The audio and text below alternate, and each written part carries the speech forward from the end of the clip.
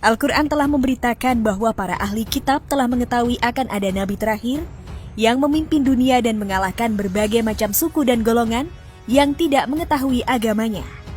Ingatlah ketika Isa ibnu Maryam berkata, "Hai Bani Israel, sesungguhnya aku adalah utusan Allah kepadamu, membenarkan kitab sebelumku yaitu Taurat, dan memberi kabar gembira dengan datangnya seorang Rasul yang akan datang sesudahku yang namanya Ahmad atau Muhammad."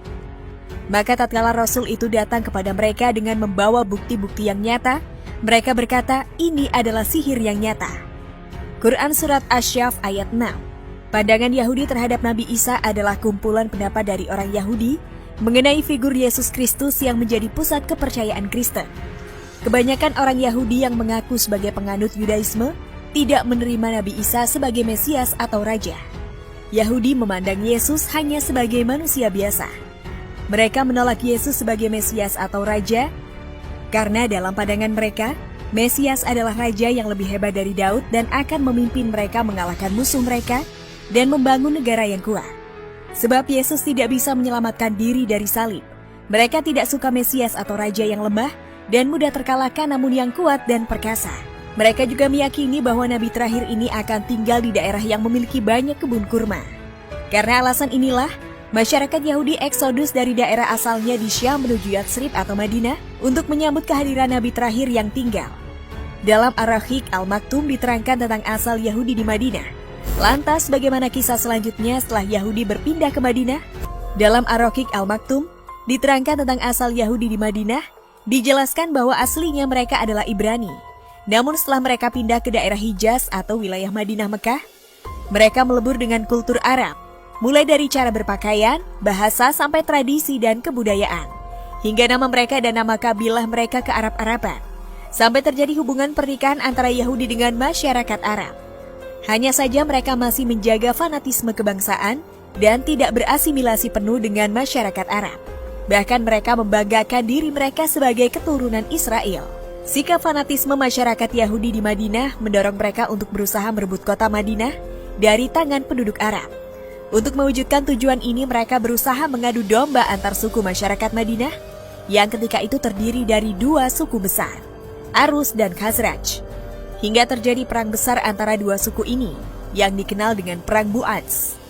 Karena telah memiliki Taurat, dalam masalah keyakinan, masyarakat Yahudi merasa diri mereka lebih berperadaban dibandingkan penduduk Arab asli. Abul Aliyah menyebutkan bahwa di antara orang-orang Yahudi itu, dan setelah datang kepada mereka Al-Quran dari Allah yang membenarkan apa yang ada pada mereka. Padahal sebelumnya mereka biasa memohon kedatangan Nabi untuk mendapatkan kemenangan atas orang-orang kafir. Quran Surat Al-Baqarah ayat 89. Akan tetapi harapan mereka meleset. Para Yahudi itu berharap agar Nabi terakhir diutus di kalangan mereka, namun ternyata Allah diutus dari kalangan orang Arab suku Quraisy. Lebih dari itu, Nabi terakhir ini tidak berpihak atas nama fanatisme keturunan Israel. Pupus sudah harapan besar mereka, hingga timbul hasad dan dengki kepada masyarakat Arab. Tidak ada pilihan lain bagi mereka selain kufur terhadap Nabi terakhir itu. Ibnu Abbas radhiyallahu anhu menceritakan, sebelum diutusnya Nabi, orang Yahudi berharap akan mengalahkan kaum Aus dan Khazraj dengan kehadiran Rasulullah Shallallahu Alaihi Wasallam. Ketika Allah mengutus beliau dari suku Arab, mereka kufur kepadanya dan mengingkari ucapan yang dulu pernah mereka sampaikan.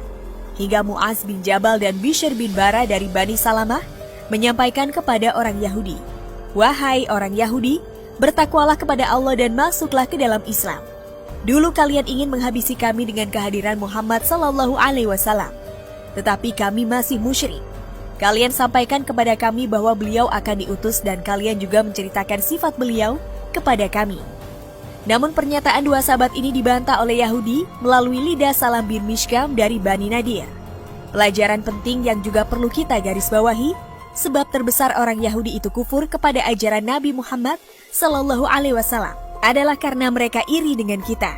Mereka dengki dengan Nabi Muhammad Sallallahu Alaihi Wasallam dan para sahabat.